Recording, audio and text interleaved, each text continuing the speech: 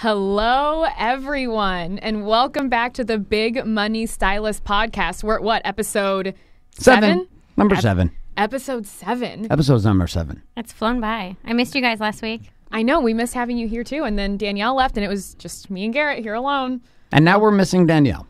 Let's go to Danielle's shot if you're watching this on video. There she would be, but she's actually not there. She had a very important meeting today. Would anyone like to throw her under the bus about this important meeting that had her late for the Big Money Stylist Podcast? I would never. That's Nope. girl code. You will not do this? Nope. I will violate this. I'm going to come to myself. I will violate this. Danielle was getting her eyelashes did.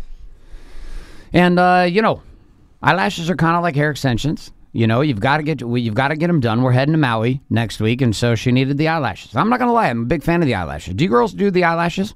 No. I've done them, but no, I do mascara currently. You do mascara, but you don't do the long extension eyelashes. I've tried them. You've tried them? You like them or no? Yeah.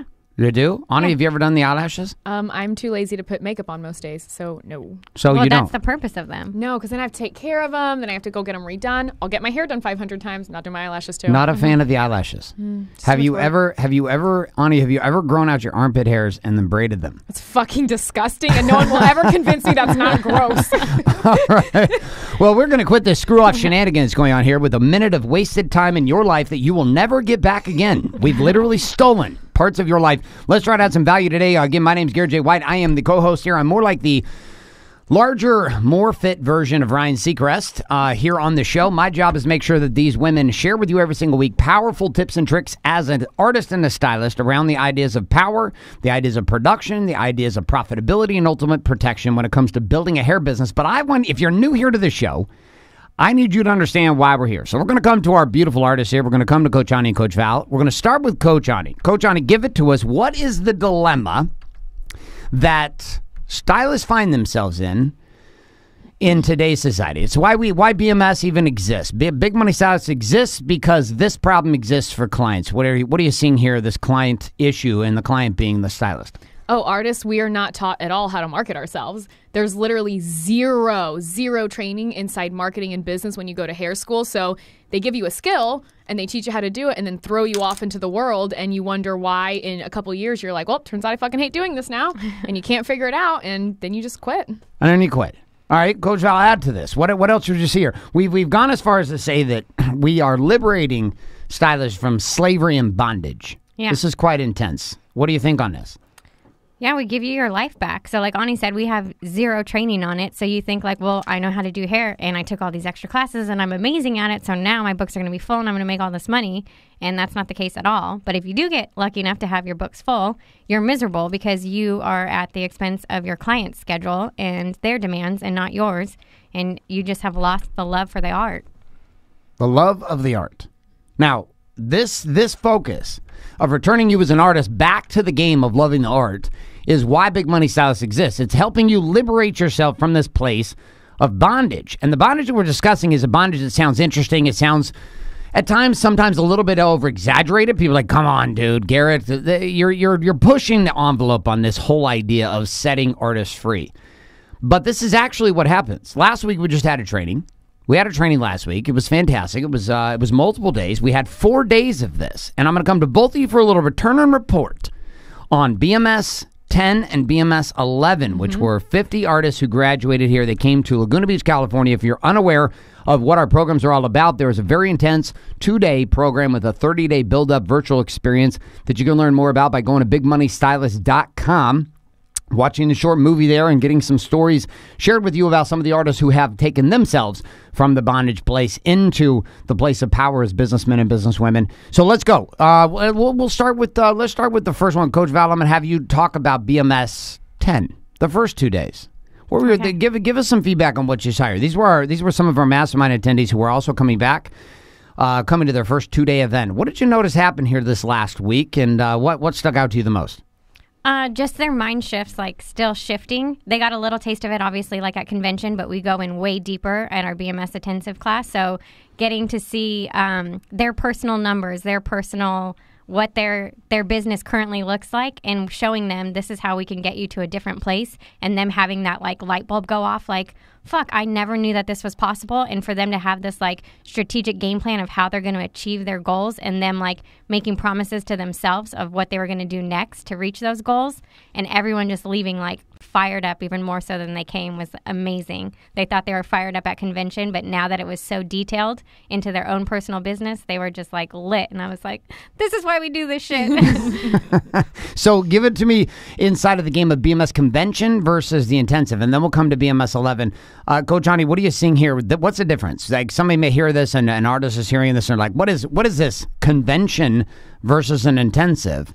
What's the difference between these two? Because we have a couple conventions happening this year. We got 3 of them happening, but we also have the intensive. Talk a little bit about the difference between the two, and then we'll get a little return report here on BMS 11. So BMS convention we held for the first time in December in Huntington Beach, and it was 165 artists. So this year we're actually doing them with 300 artists, which is going to be so good. But it's really cool because it's a very big group. There's a lot of high energy, and you are still learning the methodology of NBR and then business and marketing tactics, but it's not as in-depth as it could be because there's 300 people in the room. Right. So when you come to BMS Intensive, we cap it out at 20 people. There's a lot of one-on-one training with myself, Coach Val, Coach Mackenzie, Danielle and Garrett. Like, it's just so much more personalized for each person that I feel like when they leave, they have an even bigger grasp of what they need to do.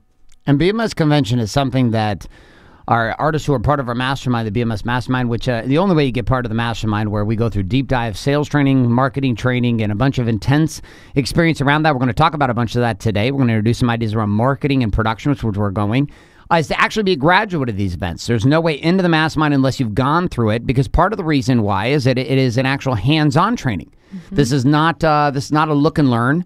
I'm not going to sit there and just watch from the stands about what's happening. So tell me a little bit about this. I'm going to come Coach Val, and then I'll come back to the BMS report. Why is the hands-on portion of NBR and learning it this way, and particularly under the fact, beadwork, beat down, and like the intensity that we throw around the training, why is the hands-on so important to Natural Beauty Rose? Most artists, we are hands-on people. That's how we learn. So when you go to classes and you're just sitting in the back and watching slideshows, you are not fully grasping it.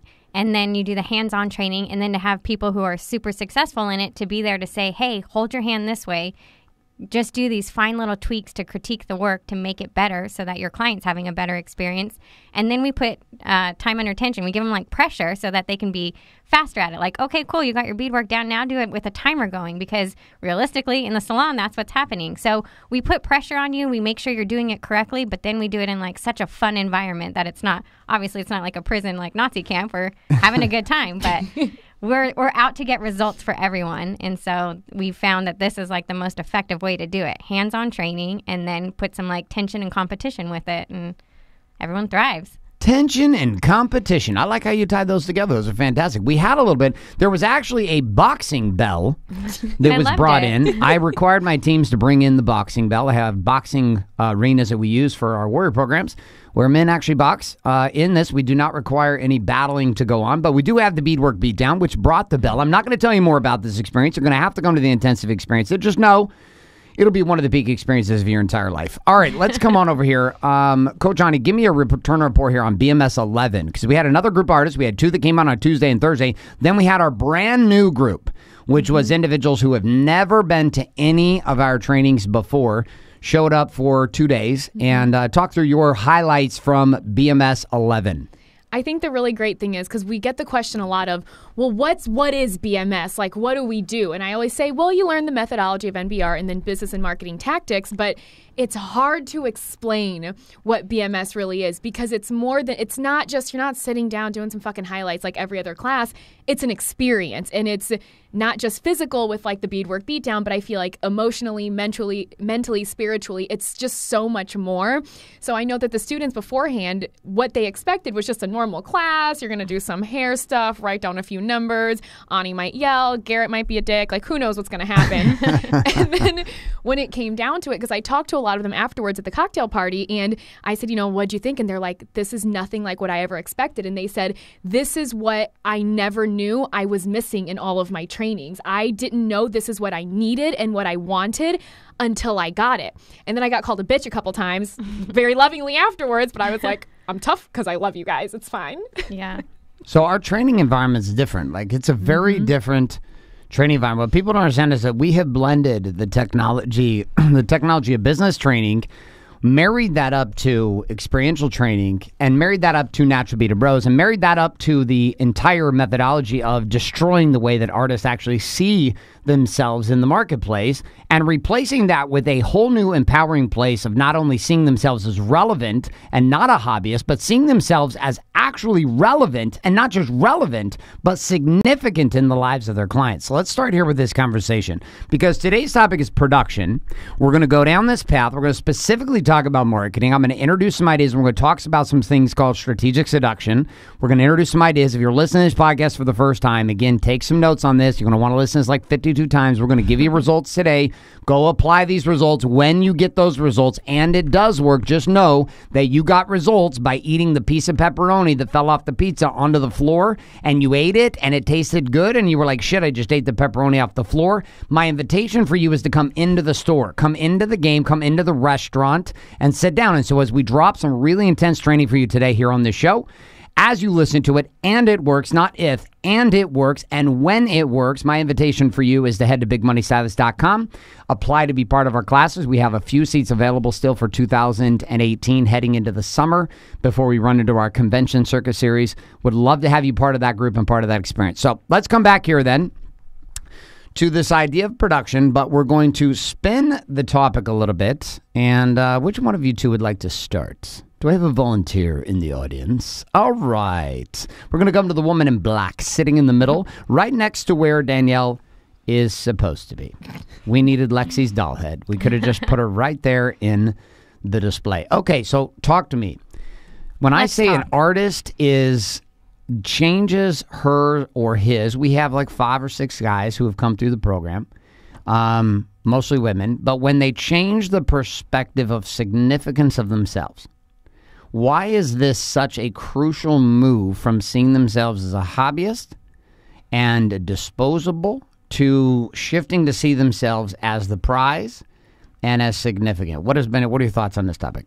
It'll completely change how you do business. So I think it goes back to like your place of power that we talk about. Like you have to have that confidence and have that mind shift so that you can believe that and market yourself as such. If you don't see yourself as that, as like the prize, and you don't exude like the confidence of the talent that you have, then if you can't do that, then no one else is going to look at you at that way. And really the whole point of like, you can't produce any results if you're not marketing. So you have to like stand in that power to to do the marketing, to even be able to do NBR, you know? Yes.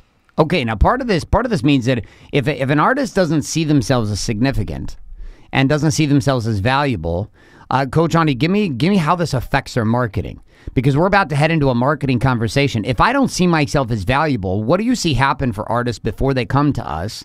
I mean, we obviously slap the shit out of them. We really change this, and you're part of the slapping the shit out of them posse with me at BMS. Talk to me about what happens in marketing when a woman does not believe in herself as an artist. I mean, that comes across in your marketing as well, because if what you're selling, so we're selling NBR, and that's what it is. If you don't believe in it or you don't believe in yourself, that's what people get from all your marketing. And at that point, they don't want to come and sit in your chair, because they really they don't trust what you're saying. You don't believe in yourself, so they don't believe in you. They don't trust you, and they're going to find someone that exudes more confidence, and they feel like, yeah, I can come sit in Val's chair, pay her $1,500, and I know she's going to take care of me. Now, if Val wasn't doing any sort of marketing, or she was weirdly uncomfortable and just awkward in front of all everything she did, then it just wouldn't, she's going to come across weird. I'm not going to bond with her. I'm not going to connect with her in any way. And that's not going to lead me to sit inside her chair.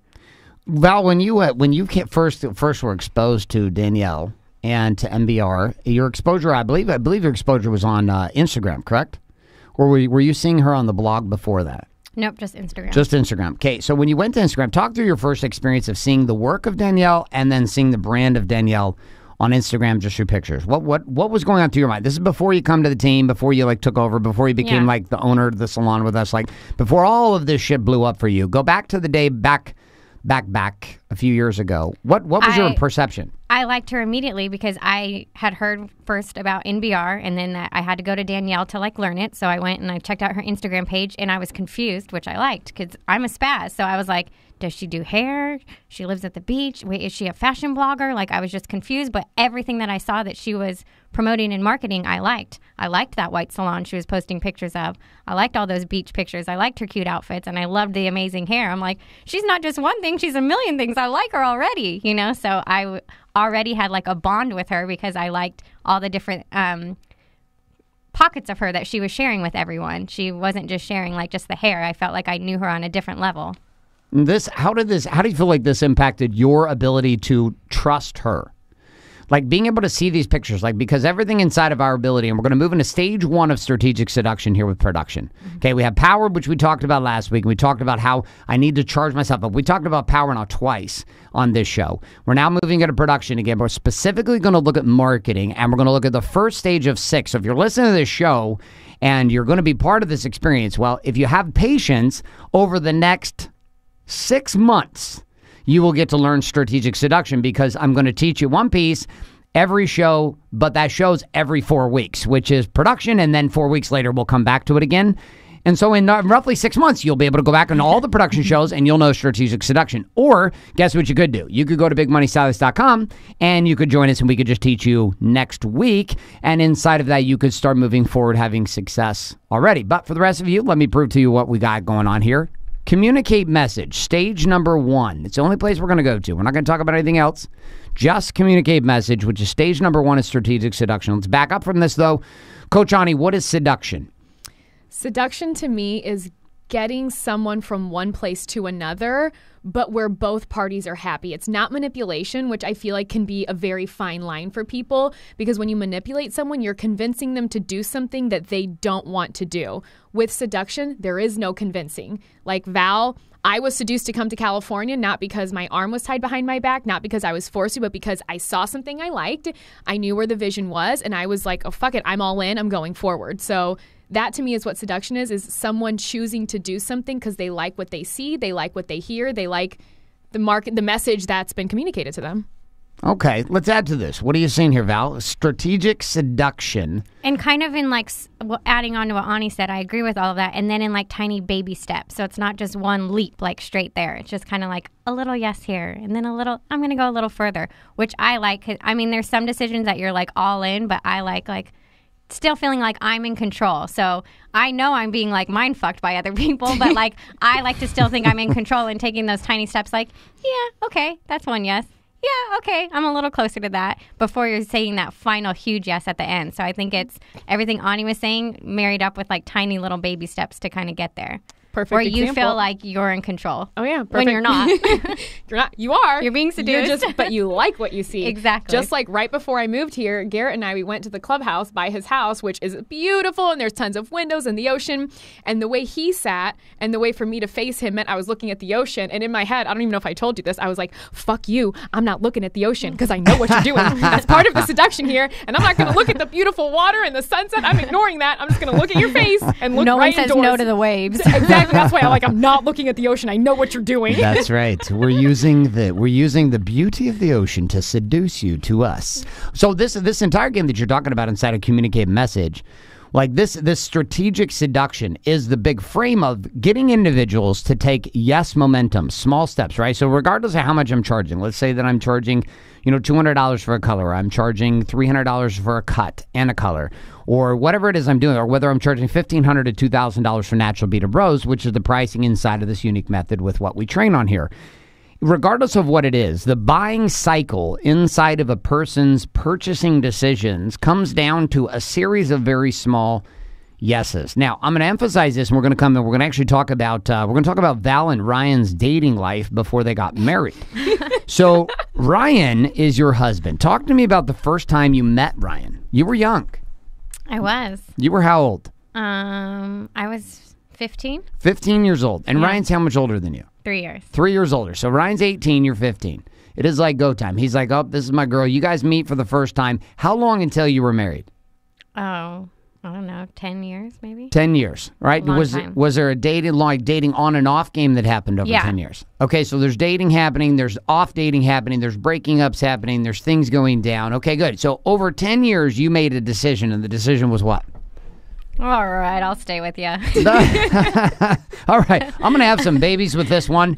This one's a keeper. I'm all in. Okay, Yeah. cool. Now, the decision, if Ryan had come to you, let's imagine you weren't 15 and he was 18, which would be highly illegal. And let's imagine that he's like, you're 18 and he's 20. What? That would put 3 years, so he's 21 years old. And you're meeting Ryan for the very first time. And Ryan comes right out of the gate in the first week of dating and brings out a wedding ring and then proposes to you. The answer is? Hell fucking no. Now, we know that Coach Ani is really all about, like, very quick engagements. Like, just everybody asks her to marry her 24/7. Like, first date, here we go. It's been once, and it took 6 years. I don't know what he's talking about. 5 years. Okay, so let's come to relationship 2. Now, you had an engagement. It was broken off. But your relationship, as you were dating, how long did it take before you were engaged? Shit, it took us, we were friends for 4 years before we even went on a date. So we were together and friends for about 9 years total. Okay, and so we had like the same kind of thing going on here. There was like a decade of work that's happening to elicit a commitment, right? There was a decade of it. Now, Danielle and I dated for 2 years. We broke up 9 times. Every time we broke up, Danielle went and hooked up with somebody else. And I would be like, I'm not hooking up with anyone else, we're just done, etc. And then I would find out she was hooking up with someone else. And I was like, are you shitting me? You literally did what? So, but I get it. She was 18. I was older. I mean, I'm 7 years older than her. So I was 25. So, I was playing the same game here. So Danielle and I would break up and it took 2 years. And then it took like another 10 years for us to actually become committed to each other, even though we were married. And what I mean by that is like just emotionally saying, okay, I'm all in. Let's do this, ride or die. There was always kind of this sense of like, this shit might not work out. We probably aren't going to last. And then that shifted and changed.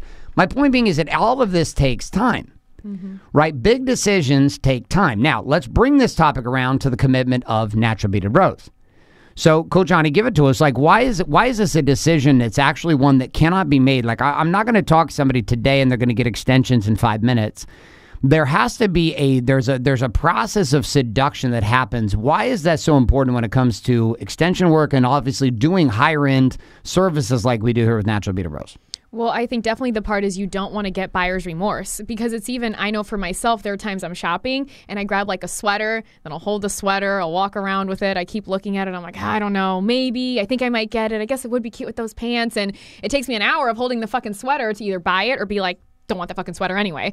So, but it's the same with NBR. It's not something that you can, paint your nails 20 minutes later, like, I don't like the color, I'll change it. It is a commitment. And so I feel like when you start being seduced by the NBR, you see the pictures and you're like, well, my hair looks like that before picture. I could, can my hair actually look like that? And then you're like, well, she did it. Maybe I could do that. No, I'm not going to do it. But if I were, gosh, I guess my hair would be pretty. And it's just like constant. But the last thing you want, if you rush too far forward and you if you convince someone to do something and they don't come to that conclusion themselves, it's buyer remorse and then nobody's happy. They're not happy with the end result. They're pissed off they paid the money and then you're going to be triggered as fuck and upset because they don't like your work and you're taking it personally. It's just no one's happy at that point. So the seduction game is crucial, and it takes time to be able to make decisions because it's easier to take, if I have one big decision and I break it down into a series. In this case with you and Ryan, you're dating for 10 years and then you get married, right? It's like there was a series of decisions that had to be made. It was like, I'm out. All right, okay, I'm back in. All right, we went through this thing, now we're still back in. All right, went through this thing, all right, I'm out. Okay, wait a second, we went through this other thing, now I'm back in. There was a series of decisions that built a foundation of commitment and trust based upon a decade of growth. Right? These same things are happening, and we see this happen inside of Insta stalking and blog stalking. So, Coach Val, talk to me about the stalking factor that happens inside of women's lives when it comes to hunting down artists that they want to use. Give me an idea of what this actually means to blog stalk or Insta stalk. Is that how you would call it, Insta stalking? I just call it stalking. I just call it stalking. Just stalking, right? Yeah. Fuck the pre-label on it. It's just like just stalking. Okay, legit stalking. Talk about legit stalking online. It's the beginning of your relationship. So, like, it's so funny when people come into the salon, they already feel like they know us because we have put out so much content. And then that's part of, like, the seduction process. They've gotten to know us. They've gotten to see our work over time. Like, when they first hear it, like, when Ryan first was like, I want to be married, I'm like, I'm never getting married in my life, so I don't know how long this is going to work out. Cut to now, I'm married and have 2 kids. So, people do change their mind. And same thing with that. People first hear, like, they might first reach out and be like, oh, I want MBR extensions. And then you're like, oh, it's $1,500 to $2,000. And they're like, no. But they're watching you online and then they're seeing all the results. They might relate to one client. They might relate to one of your posts. They might relate to, like, there's just so many things that's slowly, like, not convincing them, but just like, converting. Yeah. I want that. Oh, I want that a little bit more. And then it sounds like the more you're seeing it and the more you're doing something, it seems less weird and out there. Like now when you hear that price, you don't think it is so like, it's not as drastic when you hear it. The first time you're hearing that much for NBR extensions, you're like blown away. But then once you've heard it like a couple times, you've seen it written a couple of times, you're like, oh, okay, yeah, so that's the going rate for extensions, you know? So they're slowly like converting themselves, but because of what you're putting out. And we have an interruption on the show. We have a celebrity that's shown up in studio. We're going to come live on the camera set. And there she is. In a moment, you're going to get to hear her voice, ponytail enabled and ready to go. Your eyelashes look amazing. Oh, thank you. You're not on the microphone. Thank you. And who are you, ma'am? Yeah, I'm Danielle. I'm here for the show. Oh, good. Hey, welcome to the halftime show. Your halftime show is Justin Timberlake during the Super Bowl, and the halftime show here at the Big Money Style Show is Danielle. So Danielle, I'm the halftime show. I'm gonna ask you a pretty straight question. You ready? Sure. All right, here it comes. This is a big one. I'm nervous. Are you ready to do this? I'm ready. Are you focused? I'm focused. Okay, it's a game. You got your game face on? I mean, this is a really hard I question. got my game eyelashes on. You got your game eyelashes I'm on. ready. Okay, good. Why do you do eyelashes? Why do you go get your eyelashes That's the question done? you're going to ask? Yep, that's a big one. You know what? I've actually never really done eyelash extensions, and then I was like, hey, I'm going to try them. We're going to Hawaii this week, and I'm like, yeah, that'd be nice. And I didn't realize it took so long to sit there. It gives me so much anxiety. I'm like, oh, my God, just glue on. Let's do this.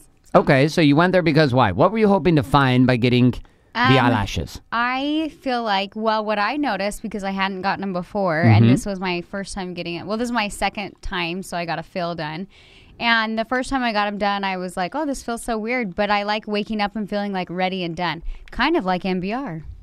Oh, you might call that a segue. Okay, so we were discussing eyelashes before. Val had eyelashes before. Ani has never had eyelashes. She is anti-eyelashes extension. I'm just lazy. She I don't want says to she's take care lazy. of them. Oh, yeah, I know. Do you have to use some therapy? Like to the eyelashes? You have to get them done every 2 weeks. Like MBR is every 6 to 8 weeks. I mean, you have to sit there. There's a big commitment for this. For an hour to an hour and a half every 2 weeks and get them filled. Like, okay. I don't know if I'll maintain them for that reason, to be honest. Yeah. Yeah, I can't But commit it's to that. fun. I like it. I don't know if I'll commit to that, but I like it for now. How much do they charge for this eyelash extension? It's not bad. It's like $150 for your first set, and then like I think I paid $60 for a fill a day or something. Do you feel sexier with the eyelashes?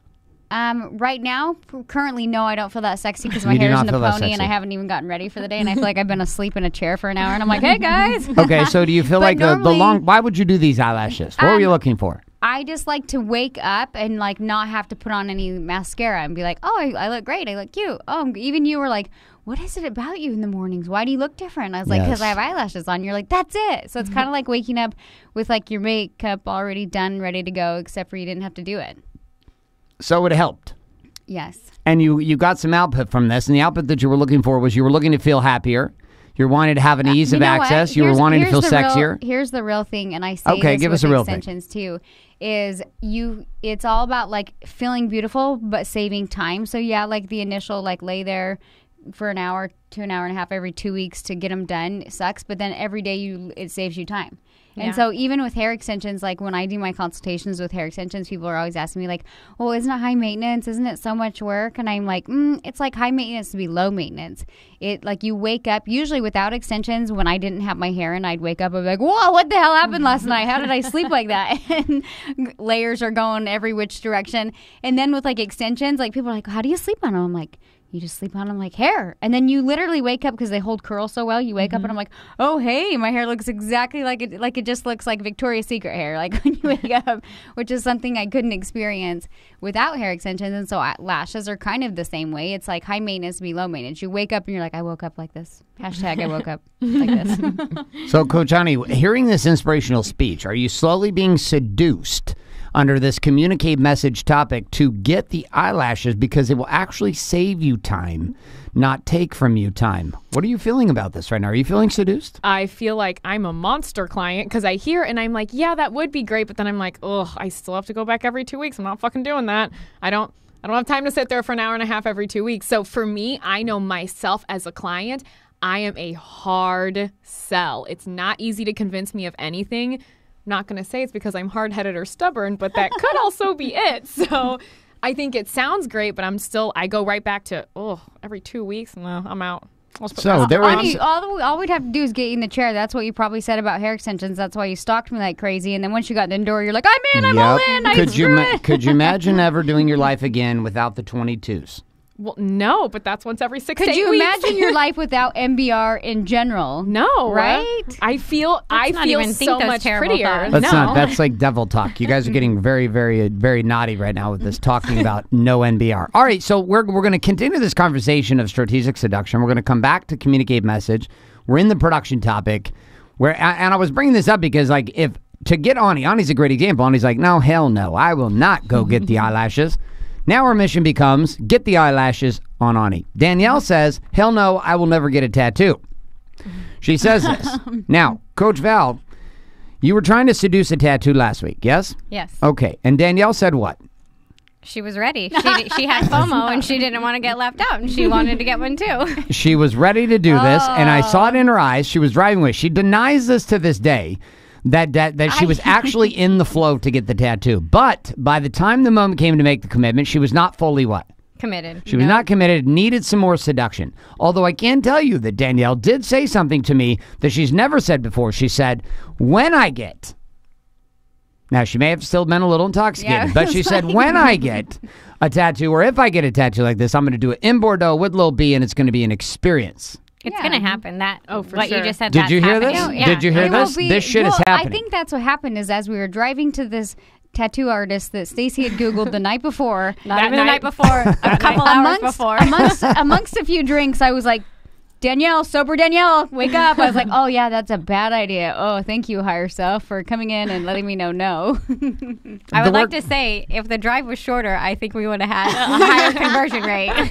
Okay, so we're seeing some favorable conditions. Across my back. You would have added 4 triangles to everyone, and then Ani would be feeling completely left out with no eyelashes and no triangles. I have enough tattoos, it's fine. Danielle already converted me on the shoes. I'm pretty good at this point, so it's fine. You've been close. I'm the easiest sell ever. I'm like, that sounds fun. We should get a tattoo right now. Life easier. Anything do you it. want. You are an easy sell. The People will be like, easiest. you should try this, and be like, it's like you don't even logically think about it. You're like, okay. No, she logically thinks about it. She just doesn't logically stress about it. Oh, there you go. She's like, yeah, what's the worst thing that happens? I got triangles on the inside of my arm. Who gives a shit? Let's move on. So I get it. I'm the same way. It's how I ended up with the tribal Boy Scout tattoo on my right arm. My left arm is art. My right arm is like, not so bueno. All right. So Danielle, my point being on this is that I was watching the seduction of Danielle happen, like real time. And there was this moment of panic as she looked over her shoulder as Val was not taking no for an answer and was dragging her She's away. really dragging me. And I was sitting there, and Danielle had this look like, I'm submitting. Help me. Help me, Garrett. Help me not be pulled into the vortex. So I'm driving in the car following these girls to the tattoo parlor, and I'm thinking to myself, holy shit, my wife's about to get a tattoo tonight. I was like, this is going to be interesting, because if she gets a tattoo tonight, which I'd be excited about if she did. If she didn't, okay. But if she did get a tattoo tonight, I was like, she's going to wake up tomorrow. I'm excited to see her talk about this tomorrow. I was like, I'm not only excited for tonight, I'm more excited for sober Danielle tomorrow to talk about the tattoo that she got. So this whole thing, whether we're talking about tattoos or whether we're talking about eyelashes, everything that you currently do inside of your world that is a luxury to you right now, at one point was not a possibility or an unreality. Right. And the crazy part about luxury items is that luxury items that are a luxury desire quickly become a necessity. Right? It becomes a necessity. And this is the beauty of Natural Beauty Rose, the fact that we created a method, and Danielle, I shouldn't say we didn't do shit.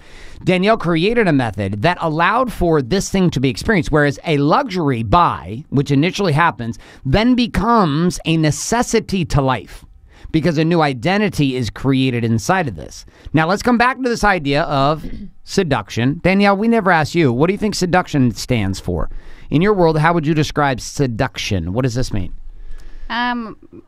Converting someone's mindset to get an outcome. Wow, that was simple. Welcome to the Wikipedia definition. That was fantastic. I appreciate where you went with that. Okay, so communicating a message, where we're going to start. Coach Ani. Yes.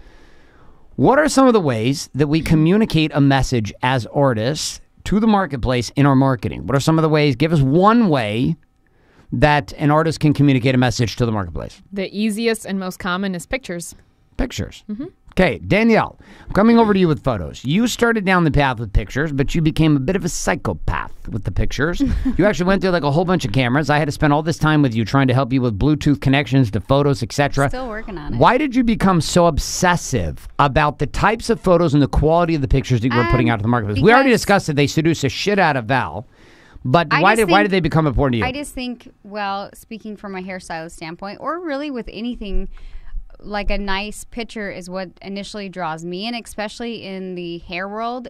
And so a lot of times in the beginning, I felt like my work was good, but it wasn't seducing people. It wasn't like, oh my God, I want to be her. I have to have that. And that's the emotion you want to capture kind of when you're taking a photo is like, oh, I can't take it anymore. What was not my reality. I will make my reality. I will do what I need to do to get that. And even like hairstylists, there's photos we take, or if you're on Instagram or whatever, and there's photos you take that really like call to people, and those are the ones you're like, oh, she's the best. You know what I mean? Totally. And it's like maybe you're not going to have every single photo like that, but you're going to have a few that's what's going to convert in people's mindset, is because the emotion behind the photo. And so forever, I just was like, I got that early on because when I would go to create new content for my blog and things like that, I was like, what draws me in? And I'm such a visual person, and even with hair or beauty or blogging or anything like that, I was just like, what draws me in?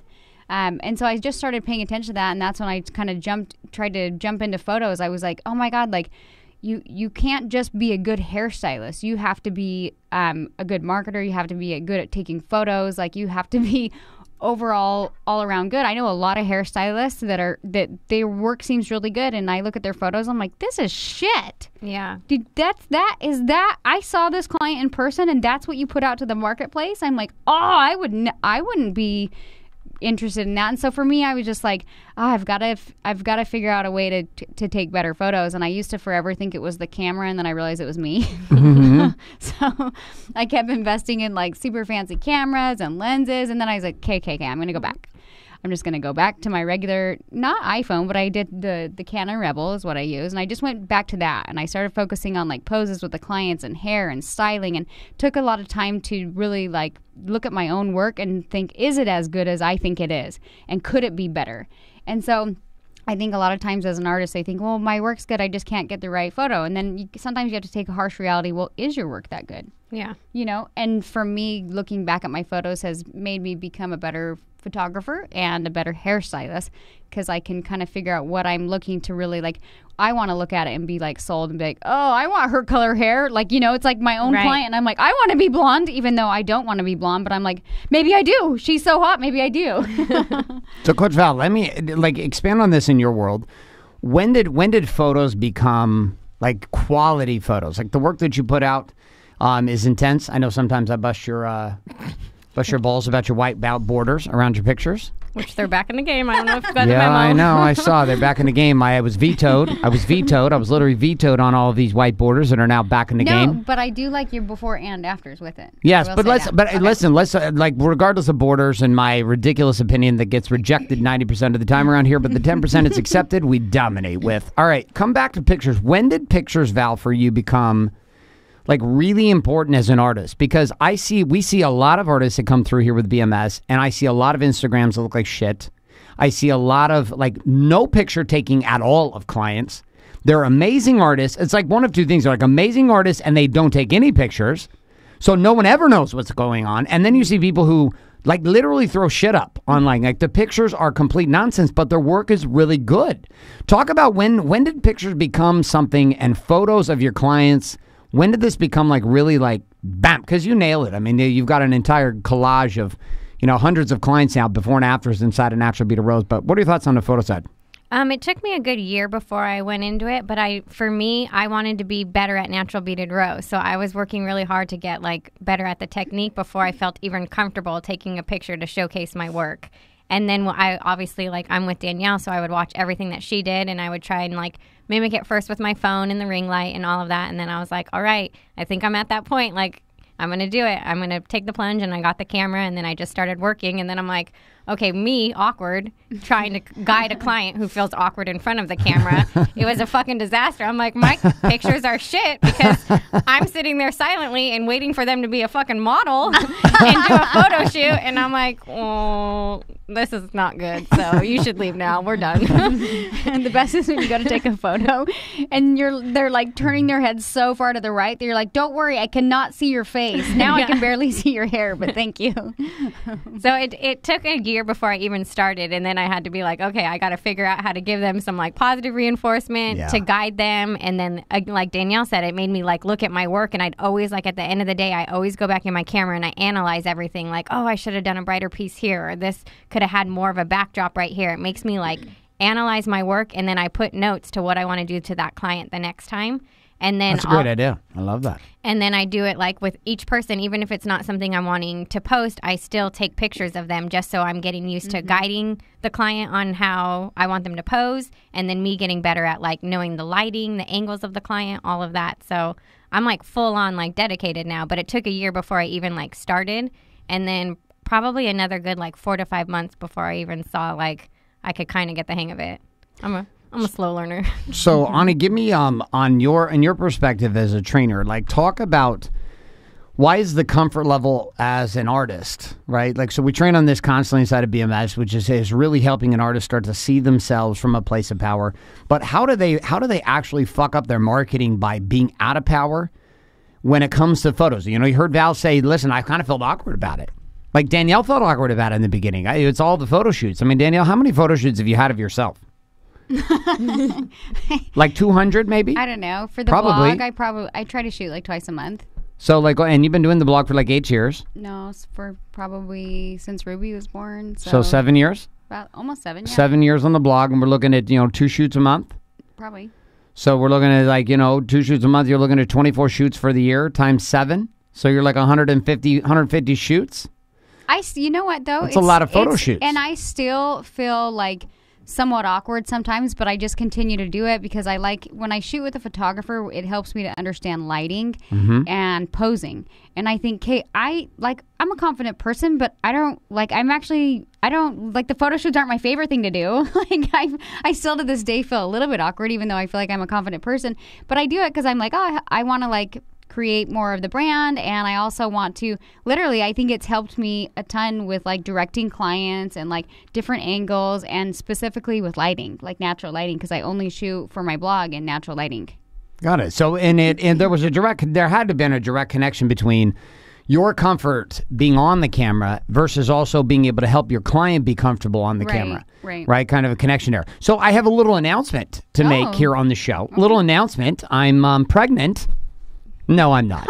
Let's come to the real announcement. The real announcement is starting officially in this month of February. We have every 2 weeks a photo shoot that will be happening of your 2 favorite artists here on the Big Money Stylist podcast that you'll begin to see on their Instagram pages, not just pictures of hair. Congrats, Ani and Danielle. Yes, all right. I'll believe this when I see it. All right. Well, I'll tell you what, I was there getting my pictures taken by myself and with Danielle, and we have already coordinated with the photographer, and your photo shoots every 2 weeks begin next week. Congratulations, ladies. Congratulations. For all of those who were wanting to see the cute outfits that you're never going to see on our stylists and trainers here at BMS, well, don't worry. Maybe it could just be a hairstyle. No, it's coming straight pictures of looking fantastic because both our girls are amazing. They're powerful, and it's time for them to be in the front and have the camera taking pictures. I'm going to need this schedule, please, so we can coordinate, because you like to throw shit out sometimes, Garrett. That's right. Don't you fuck up my schedule. Nope.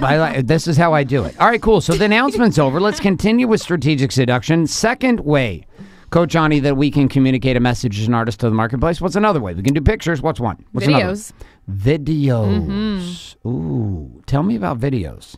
Well, you can do it many of ways. They can be live videos on Facebook and Instagram. They can be YouTube. They can be fun and about your personal life and whatever you're doing that day, or they can be even in the salon of you doing hair. There's so many different ways and topics it can go. It's endless. Now, you are a fan of the video, yes or no? I am, yes. You are. You're very good on the video. So what have you noticed? What did you notice happening for you when you started doing video? Because this is not something that most artists are doing. Most artists are hiding behind cameras and taking pictures. You two are not one of those artists anymore, because I'm very excited about the fact that you're both not only on the other side of the camera with video, which happens right here every single week, both in studio with training and here. You've gotten very comfortable. You're also going to be on the other side of a camera getting pictures taken of you being models, which is great. Being models. Val's so pumped. So pumped. Are you going to be drinking tequila during your first photo shoot? Listen, For sure. I already got a fifth at my house. I got you. All right. Okay, so come back to this. Like, why is video so important, though, in the game of sharing content with the marketplace in this communicate message phase of seduction when you're an artist? Like, why do it when most artists are only taking pictures, and of those, a vast majority of them, their pictures are shit? But now we've got this other group of artists who's willing to do video. Talk about the crucial side of this and what you see this do for an artist. Well, you kind of just said it yourself that most artists are not even doing videos. So when you're an artist who's doing something that's out of the norm, you're already standing out. And on top of that, I think the great thing about videos is people see you. They see your personality, how you talk, how much you curse, your arm movements, everything that you do that makes you you. And that's what attracts people to you. So when you put yourself out there more, the right kind of clients come in, as opposed to the ones where, like if you're heavily tattooed, like me, you, and Jonathan from the last class, you feel like you have to hide yourself because they might not accept you. When you're in a video, there's just really no hiding. It's just you. This is how you are. And the people who are like you and the message you're putting out, they'll come to you. Now, Coach Val, were you converted by the video with Danielle, yes or no? No. You did not see the videos of her? Nope. Okay, so you were purely converted by the pictures Yep. and converted by the pictures. And the pictures. Okay, which is great. Okay, I'm an easy sell. It took me like You're- 3 weeks before I was working here full time, guys. yeah, you're like in 3 like, weeks. done. That is the power of photography and Danielle's ability to take pictures. In literally 3 weeks, Val shut her entire book of business down at Salon OC, moved to DKW Styling, moved her family, and completely uprooted her entire life, and now dominates 2 years later. Well done on your photo skills. Danielle, you actually didn't start in pictures. No, like I said, You started in video. I wish I had some. I went on my Instagram and deleted them, but they were from like ever ago, and You didn't keep them on the Instagram. You know what? This was like when I first started my brand. I had a couple pictures on there on my DKW You were Styling embarrassed. Instagram. Were you No, embarrassed? I forgot they were on there, and I deleted them a while ago. But I went back and I was like, "Oh my god!" I posted this, and I thought I was like looking at the time I had seen Ramirez trans work all over Pinterest, and I was like. My work looks just like that. So I look back at my Instagram and I'm like, dear Lord, that's embarrassing that I put that shit up there, and I deleted it. But I wish I kind of could have saved it. I wish you would have kept But it. I know, but so anyways, I should have kept it. But anyway, when I first started my brand, and I see a lot of students do this, and they're like, I just can't get the lighting right, or I just can't do this. And I'm like, hey, listen, your skills might need a lot of work with both behind the chair and also in the photography, and that's great. But one thing you can do right now is you can put yourself out there, and people will come to you based on that. You can get on there and just be you and talk about shampoo and talk about hair and talk about your love of the You're art. talking about video. Yes. Okay, keep going. And Tell you them about your can- first video. So you can get on video and you can just share who you are, and you'll get clients right out of the Right. gate. It's crazy. Like, I don't even think I had any. I just put up like a basic website. I just talked about hair, and back then there wasn't I think Instagram was just barely getting going. So a lot of Instagram artists, didn't exist. It did, but not a lot of people were using it. Like, Instagram didn't exist back 7 years ago. it did. It started 7 years ago. Instagram Yes, was it around did. 7 years yes, ago. I remember. Girls, will you right- validate for this? Is this true? I'm telling you I right didn't now. have Instagram till I started working here. Literally, I'm like Googling this shit okay, right now. Go for Continue it. to 'Cause go. I'm Googling this. The I second swear to week God, it it didn't came out, exist. I had a friend who always knows everything about everything, and she's like, "You need to get on Instagram." I'm like, "Well, it's just Facebook." Like, no, what is this? And I'm like, "But I don't even like Facebook, so what's Instagram?" She's like, "It's just pictures." I'm like, "Sold." I don't like Facebook or talking to people, so I'm gonna go with Instagram. We're So, looking this up. Are you ready? Yeah, go for it. October 6th, 2010. 7 years ago. 7 years ago. So we're kind of right on the fringe. I mean, Okay. depending on the date you were debating this in 2010. The reason why I was saying is I didn't even know it existed because it makes it Right. Instagram But- makes it so easy but to all- look like a pro. But all I want to say is, like, in the beginning, I see a lot of students get all like panicky about the photos, and I'm like, okay, I don't know how good your skills are, but I'm guessing because maybe MBR is a new system, or I'm guessing because you're new to the hair game, or I'm guessing because maybe the experience isn't there, or this is hard to hear, but maybe you're not quite as good as you think you are. Because I literally thought I was super good. I was like, I'm really good. And I look back at these photos, I'm like, oh my God, like apparently no, that's not going to work out. So I'm just saying, but like in the beginning, I put myself out on video and immediately got clients to come to me like right away. Big so time. I think that if you're new and you feel like you're still working on your hair skills, don't stop doing that, and don't learn photography, and don't let your art get better. But at the same time, don't be afraid to communicate a message and get on video and share yourself, because you will be surprised. You don't have to be a celebrity in LA to get people to sit in your chair. You just have to be willing to put yourself out there and communicate a message and get them in there. So you ready for a little quiz, ladies? Yeah. Sure. There's another tool here we use. So when Danielle first started, it was YouTube. Right, there was a lot more work to do this. Like you had to we were using. There were no cell phones streaming video. There was no you couldn't even shoot the video quality from a camera on a cell phone back in 2009 and 10 was shit.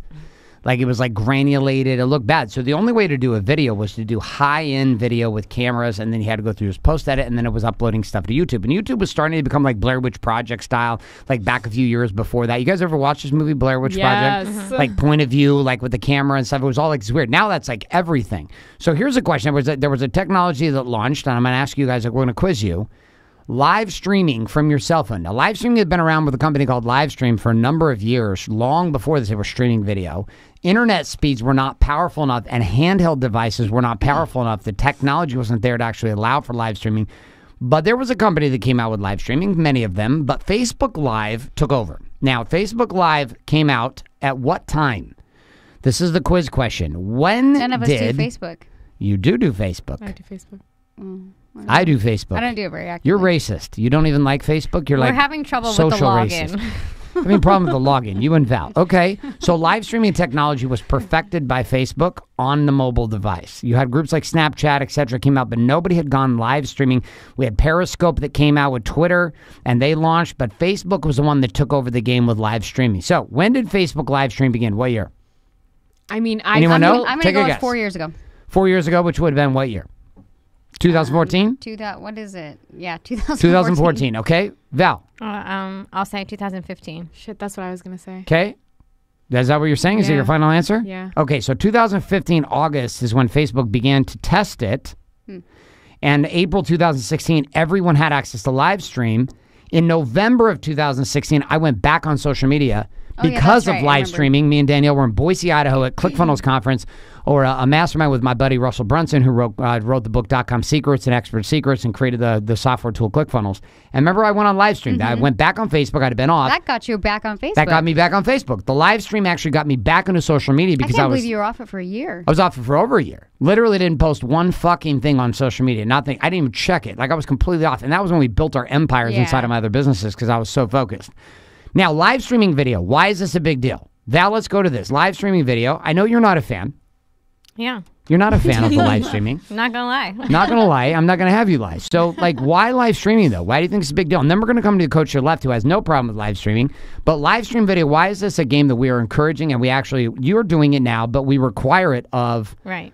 all of our artists inside the Big Money Styles program. Because there's no hiding. It's the real you. And then that's what's really going to bring the quality client to you, the one you're supposed to have, the one that relates with you. Because when you're doing it live stream, there's no editing, there's no filtering, there's nothing. It's just you, raw, and then that gets you actually the best client for you. Okay. Now, I know that the time has come to an end because I've got Coach Ani, who literally is about to have a heart attack and an aneurysm because we have a training that starts in 5 minutes with all of our students inside the Big Money Styles Mastermind. So we're going to excuse those two. Coach Val, Coach Ani, get out of studio. And for those, while they're moving around, you can tell that I'm the only one that's consistent here. I'm here from the beginning to the end with you. Danielle's late. The other two leave early. But don't worry, I'm here for you. I'm here for you the entire time. Sometimes they don't even show up. That was Coach Ani Coach Val last week. So they're running up to our Big Money Stylist live stream training. They actually do live stream video with us. Danielle and I will be back up there in a couple hours to be able to do a segment inside of that training with them. If you haven't learned anything or if you haven't stepped into the game of Big Money Stylist and you'd like to really take the knowledge you're gaining here on the podcast to a whole nother level and be able to implement it in a practical way, I'd encourage you to head over to bigmoneystylist.com.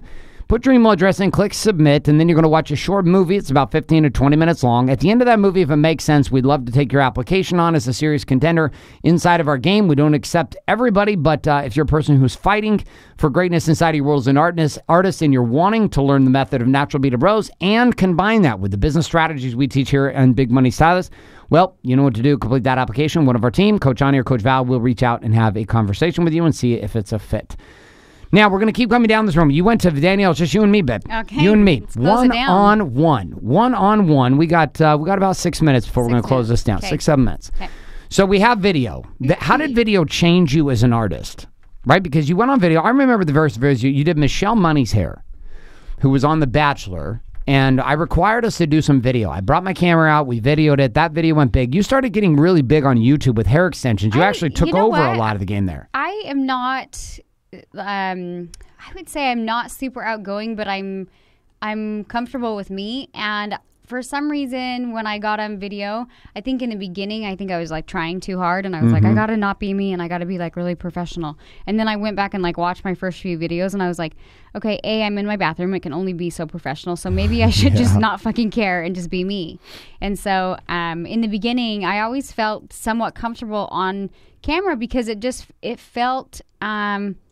It actually felt for me like a place where I didn't have to hide, where I didn't have to be something I wasn't. It felt like I could just get on and like talk to my girlfriends. And I remember like thinking that when I would get ready to go do a video, I would take notes of things that I wanted to cover. And in the beginning, it's funny, with YouTube is where I started, and I actually didn't know how to edit. So for me, I was like, I got to nail it in one shot. So for me, it was very raw. It was very live. It was very just like, hey, here's me. And I would just take notes on what I wanted to talk about, and I would just tell myself, like, just pretend like you're talking to a group of girls about hair, some of your girlfriends. And then I didn't really have a big following, or I didn't really know how the videos really worked. I just knew that I needed to like start putting stuff out there. Right.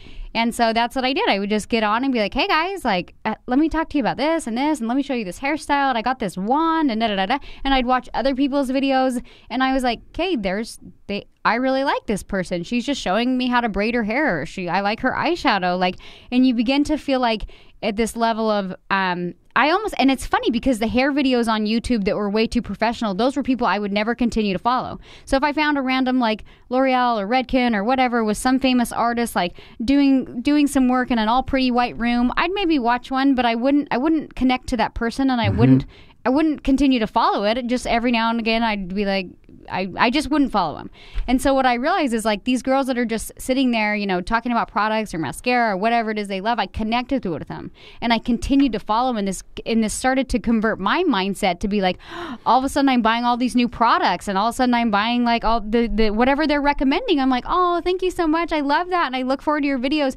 And I was like, oh my God. And that's when it clicked. I was like, I got this. I'm just going to like share products and then share why I love extensions and how I created this. And people started to relate right out of the gate. And that's kind of how I got started. And that's why I think when we talk about converting mindset, or what was the... Communicating a message. Like for me, oftentimes I think that people try to play it too professional.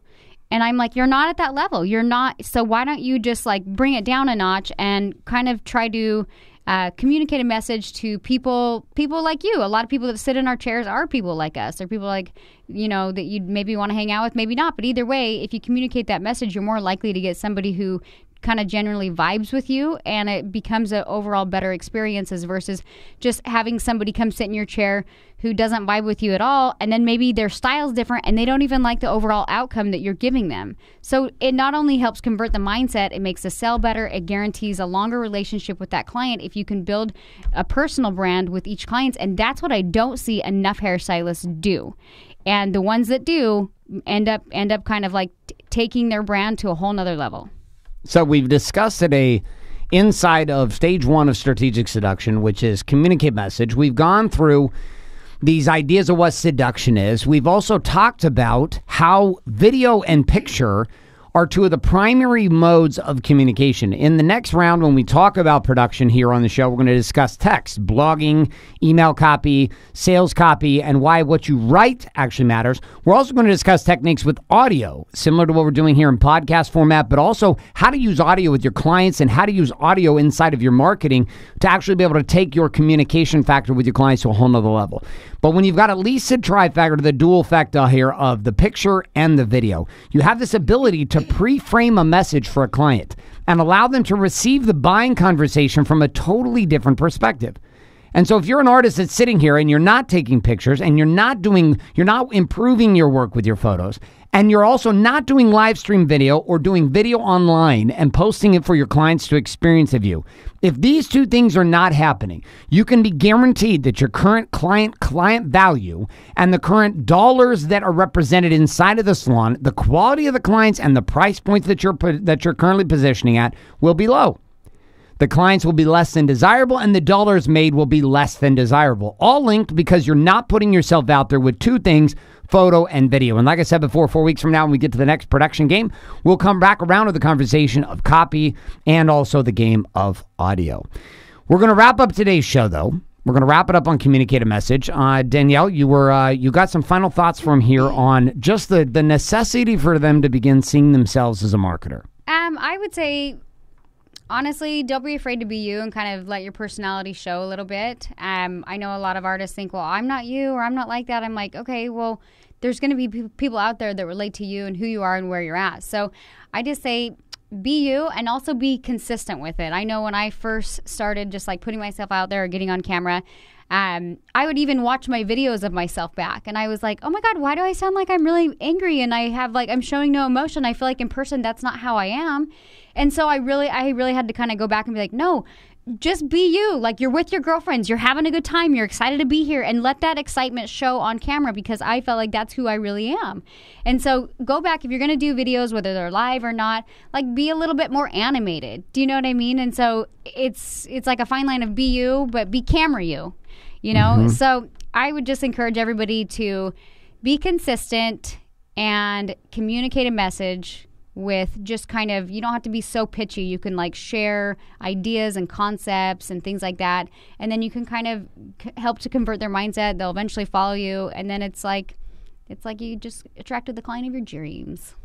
And there you have it. Welcome and thank you for being here in episode number 7 here in the Big Money Stylist Podcast. Again, as always, we would encourage you to subscribe to the show here in iTunes, Google Play, Stitcher, SoundCloud, and soon coming to Spotify.